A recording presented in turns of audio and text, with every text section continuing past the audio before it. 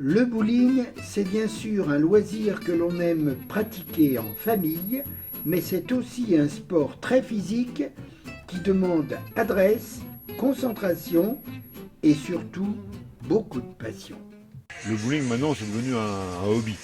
En France, je pense que ça représente les gens qui font du bowling loisir, ça leur représente à peu près 95% de la clientèle et le reste donc c'est les gens qui vont être là par exemple ce soir, qui font ça en termes sportifs, font des compétitions le week-end, des choses comme ça, ils sont inscrits dans un club et eux donc viennent plutôt en fin de soirée, en semaine, alors que la fréquentation est très forte le vendredi soir, le samedi soir et le dimanche après-midi. Oui, antidérapante, vous voyez. Elle glisse sur le talon, non, elle glisse sur la pointe et se bloque sur le talon, c'est ça? Semelle de feutre, très important pour ne pas abîmer le parquet.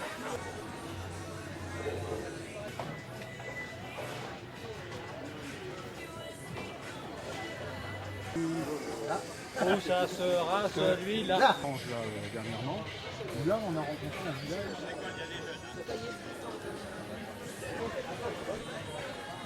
Je vais faire les éliminatoires championnats du monde dimanche.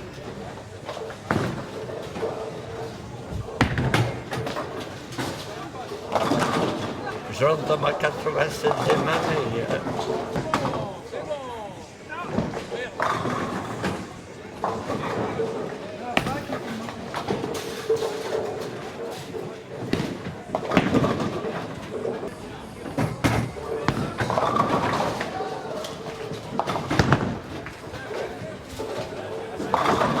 On vient de créer le bowling par lui-même, ça va faire 1 an et demi, oui, si je dis pas de bêtises, voire 1 an et demi, 2 ans qu'il est fait à Évreux. Bah déjà, on reçoit tout le monde, hein. C'est un club ouvert à tout le monde, aussi bien débutants. Effectivement, il y a une différence entre ce qu'on appelle les open, les gens qui viennent jouer en s'amusant, et quand on passe une discipline sportive. Donc effectivement, après j'ai un gestuel à apprendre, à savoir comment il faut faire, à se déplacer par rapport au restant des quilles, mais disons que c'est ouvert à tout le monde. Les débutants qui veulent rentrer dans cette discipline sportive-là, au contraire, ils peuvent venir nous voir et petit à petit, on leur apporte des conseils pour qu'ils puissent progresser petit à petit et éventuellement sortir en compétition. Hein, c'est un peu le but de l'opération aussi. Ils me maltraitent. Ah ouais, ils aiment pas les anciens. On est trop fort pour eux, on a de l'expérience. Regardez-les, vous avez vu? Il aime bien qu'on s'occupe de lui, là, qu'on le chouchoute un peu. Là. Ça le stimule, il a besoin de ça pour s'exprimer et pour réussir, quoi. Sinon, il n'y arrive pas. La position de départ, importante, tout en relâchement. C'est la main droite qui porte la boule. Comme je suis gaucher, c'est la gauche qui va la guider. Et on part tout doucement, on allonge le bras.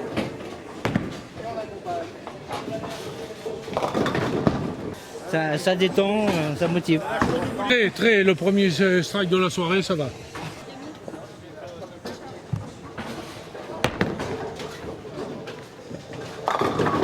Je suis obligé d'attendre là et je ne devrais même pas être sur le parquet parce qu'en fait il y a une règle à respecter, c'est celle de la priorité à droite.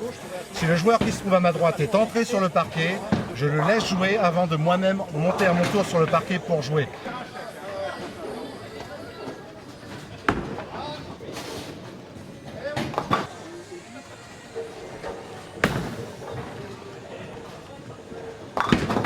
En règle générale, les bouleurs, ils ont toujours 2 boules. Il y a une boule réactive qu'on sert en première boule et une deuxième boule qui est relativement droite de façon à jouer différemment de la première, mais en gardant toujours le même geste technique.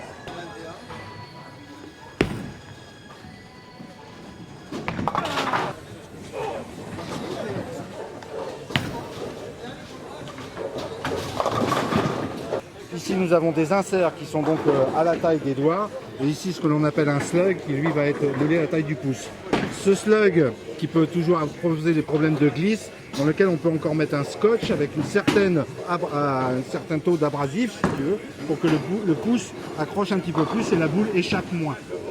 Donc, je vais donc engager ce nouveau tir. Et combien ça coûte Celle-ci, c'est une boule réactive. Percée, elle coûte 190 €. Cette boule. Maintenant, le prix des boules, ça va aller d'un kit que fournissent certains perceurs à sac, boules et chaussures. Boule percée bien sûr, qui démarre à 150 €. Mais la boule de haute qualité pour des spécialistes peut monter à 300 € percée, voire plus.